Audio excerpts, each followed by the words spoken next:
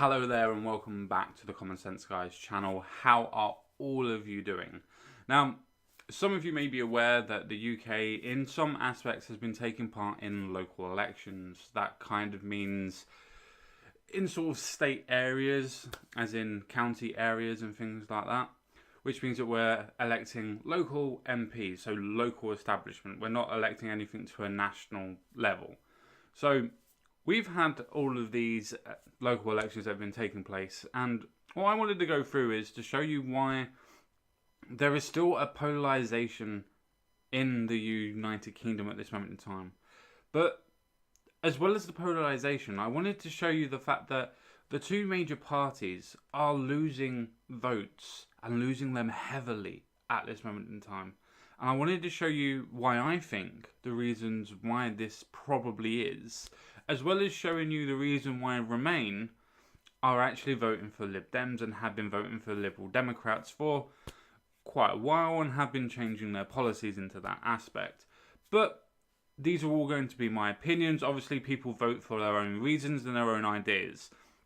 These are just my interpretations of what I think that people are voting for and the reasons why they're doing it. Now, with that being said, let's get into this video, shall we?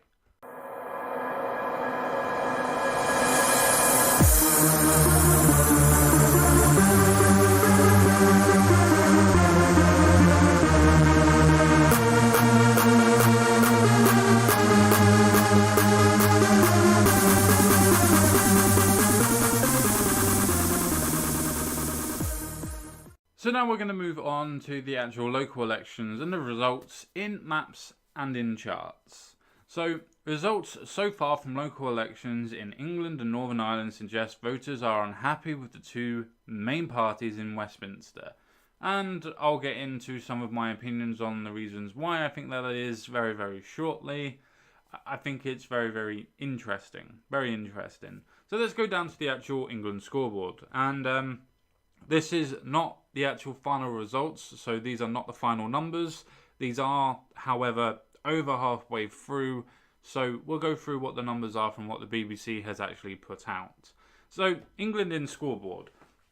We have the Conservatives that overwhelmingly, unfortunately, have actually, should we say, are winning in the local councillor seats. It seems that a lot of people are still voting for the Conservatives.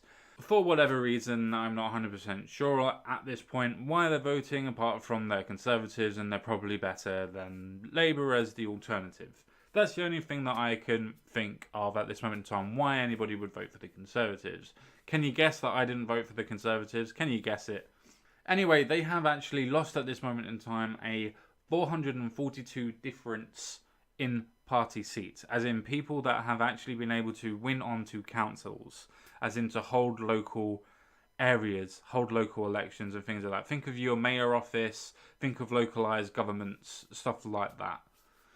That they have lost over 442 representatives in localised areas. Now, Labour themselves have 902 from this chart, and they have lost just under 80 people that are local representatives in different areas. Obviously, this does not include people in London, as they did not have a localised election in London at all, or localised council elections in London. So we'll get to that in very, very shortly. Now, Liberal Democrats, they have, at this moment in time, from this chart, 564 councillors. That's a massive jump and a massive increase of over 304 seats or councillors at this moment in time. You also have as well the Greens, which are at 48, which surprisingly to anybody is still not massively high, but for them they have increased by quite a substantial number, which is 42. They have increased by 42, so that's quite a big increase. I think with that we could probably gauge the reasons why that they have gained so much.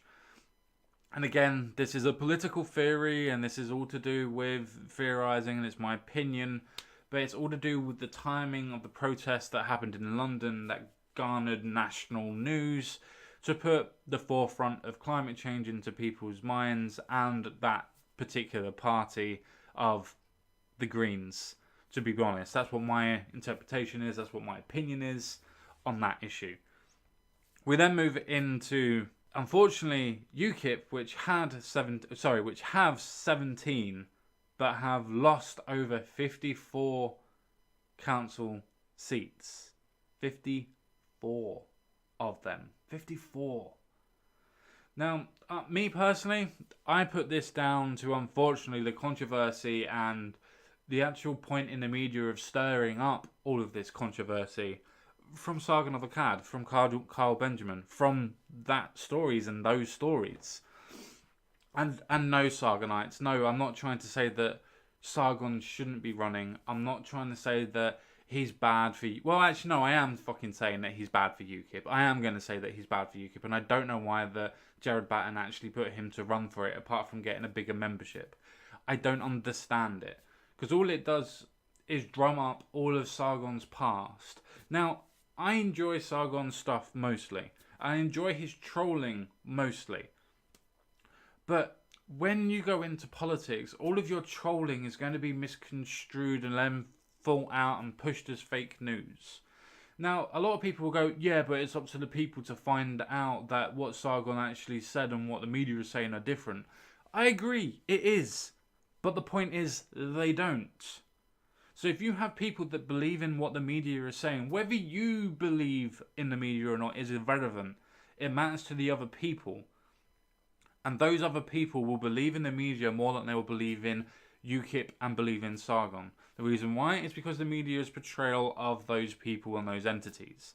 Now, again, I personally would put that down to Sargon and the reason why everything has seemed to have gone down from UKIP. And no, I'm not trying to blame Sargon because I hate Sargon and I dislike Sargon or I've got Sargon derangement syndrome.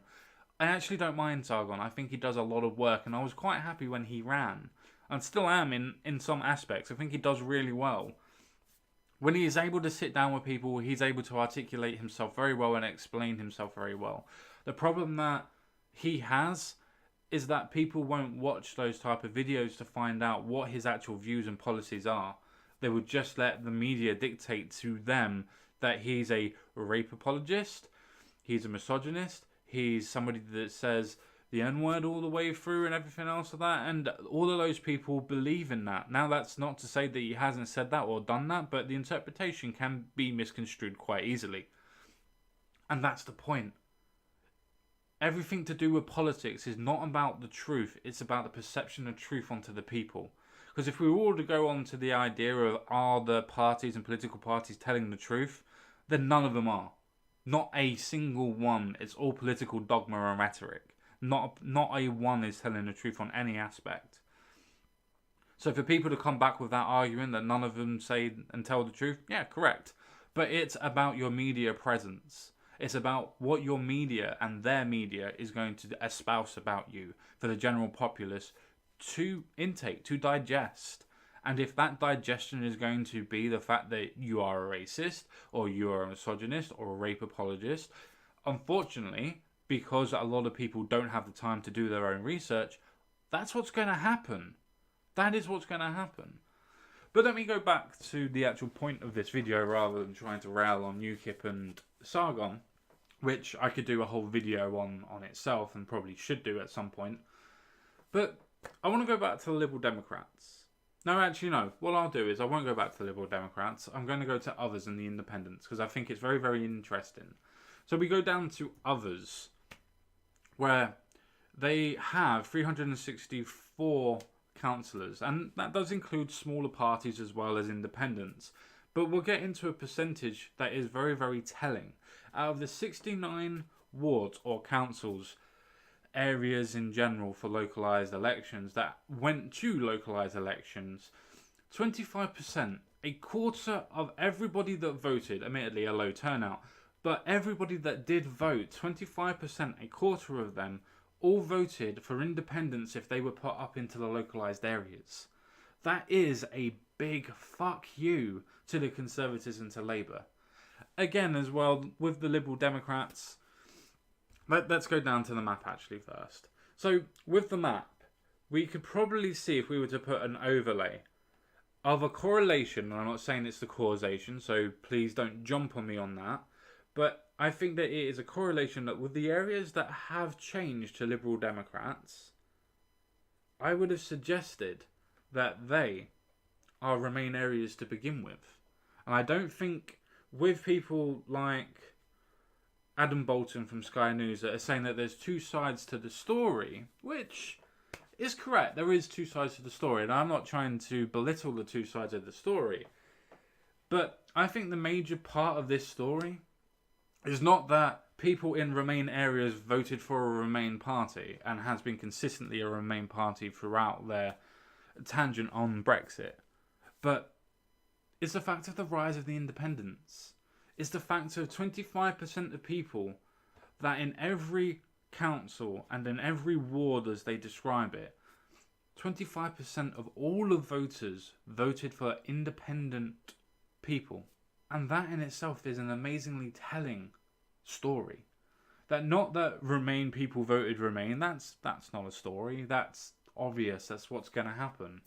But it's the fact that whether you are Brexit, whether you are not Brexit, that people from the Conservatives and from Labour have switched. Now, some of the Labour supporters probably, again, theory, but probably switched to Liberal Democrats because it was a Remain aspect. But also, some of them who would not vote for the Tories by any stretch of the imagination, and definitely shouldn't at this moment in time, are voting for the independents. And that goes from the Conservatives as well. That lost over 400 seats, 400 councillors.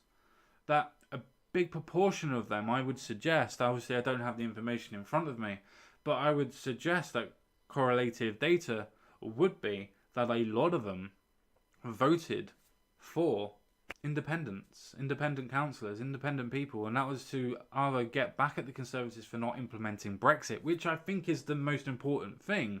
But the reasons why they're not implementing Brexit and the reasons why people perceive it as them not doing it is because of it being undemocratic.